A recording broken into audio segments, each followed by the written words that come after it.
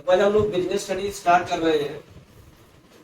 Business study का जो chapter first है आपका nature and significance of management, यानी कि प्रबंध की प्रकृति और महत्व। तो सबसे पहले तो हमें ये देखना है कि प्रबंध यानी कि मैनेजमेंट होता क्या है, यानी कि मीनिंग ऑफ मैनेजमेंट। प्रबंध का अर्थ जो मैनेजमेंट है इसी को हम लोग क्या बोलते हैं, प्रबंध बोलते हैं। तो मैनेजमेंट होता क्या है, यानी कि मैनेजमेंट यानी कि प्रबंध क्या होता है। तो हमेशा ध्यान रखना, हमने ये अभी एक सिर्फ समझाने के लिए एक एंटरप्राइजेस बनाया है, एक उपक्रम बनाया है, यानी कि एक बिजनेस बनाया है, एक फैक्ट्री बनाई है जो कि लार्ज स्केल पर यानी कि बड़े स्तर पर काम करती है। तो जितनी भी बड़ी बड़ी फैक्ट्रियां होती हैं, एंटरप्राइजेस होते हैं, ऑर्गेनाइजेशंस होते हैं, उनके बहुत सारे डिपार्टमेंट होते हैं, बहुत सारे अलग अलग विभाग होते हैं। जैसे कि कोई स्टोर डिपार्टमेंट अलग होगा, परचेज डिपार्टमेंट अलग होगा, प्रोडक्शन डिपार्टमेंट अलग होगा, एडवर्टाइजमेंट डिपार्टमेंट अलग होगा, सेल डिपार्टमेंट अलग होगा, पैकिंग डिपार्टमेंट अलग होगा, फाइनेंस डिपार्टमेंट अलग होगा, और भी बहुत सारे हैं जो कि डिपार्टमेंट होते हैं। और इनके सबके काम अपने आप में अकेले, यानी इनका जो काम है वो यही करेंगे, इनका जो काम है वो यही करेंगे। अब काम कौन करेगा यहाँ पर कुछ स्टाफिंग यानी कि कुछ नियुक्तिकरण यानी कि नियुक्ति की जाएगी, कुछ लोगों को यहाँ पर अलग अलग पोस्ट पर रखा जाएगा काम करने के लिए। तो वहां पर क्या होगा कि कोई एक मैनेजर होगा,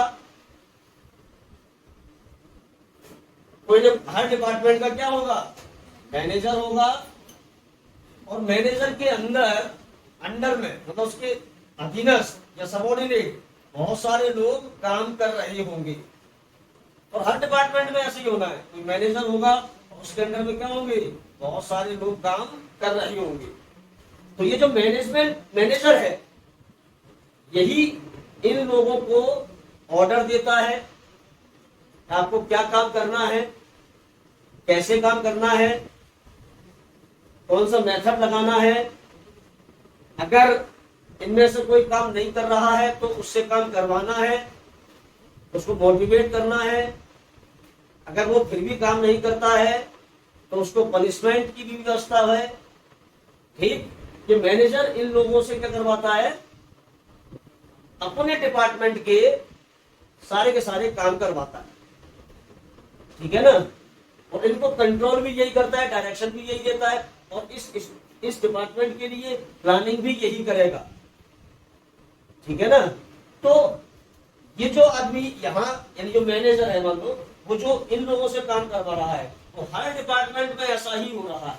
सेम इस डिपार्टमेंट का मैनेजर अपने आदमियों से काम करवा रहा है जो उसके अधीनस्थ है, सबऑर्डिनेट है, उनको पूरा डायरेक्शन, उनको पूरा कंट्रोल। यहाँ पर भी वही, यहाँ पर भी वही, यहाँ पर भी, हर जगह हर डिपार्टमेंट में कुछ टॉप लेवल के सीनियर है, कुछ मिडिल लेवल के सीनियर है, कुछ लोअर लेवल मैनेजमेंट में आ रहे हैं, यानी कि टॉप सीनियर, उनसे जूनियर और उनसे भी जूनियर। ठीक, और उसके बाद फिर आ रही है लेवल, एक तरीके से यानी कि प्लेटफॉर्म एरिया जिसे हम लोग बोलते हैं।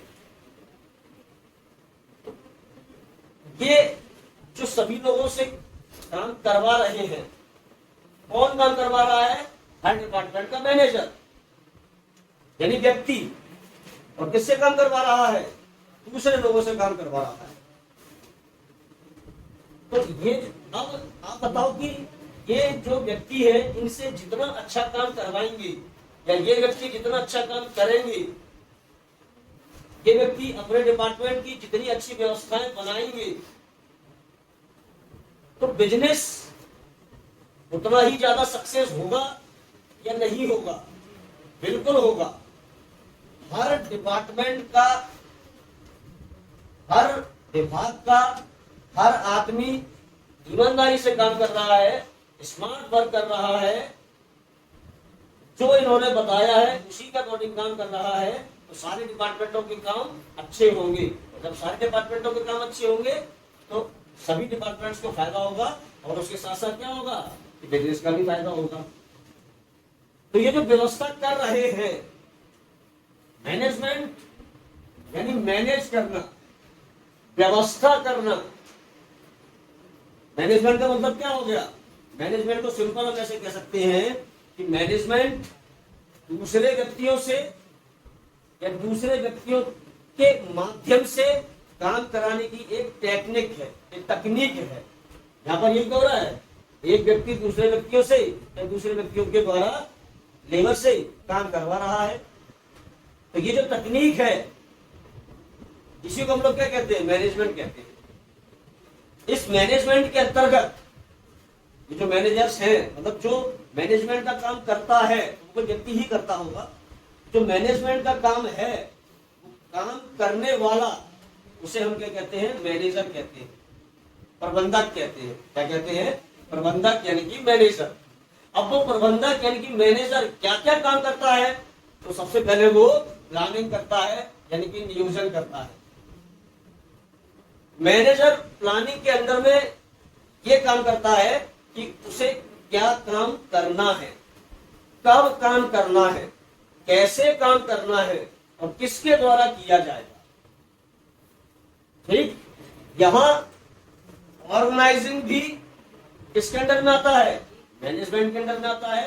ये मैनेजमेंट का एक काम है। स्टाफिंग, डायरेक्टिंग, कंट्रोलिंग यानी कि नियोजन, संगठन, नियुक्तिकरण, निर्देशन, नियंत्रण, ये सारे के सारे काम जो है तो किसके अंडर में आते हैं?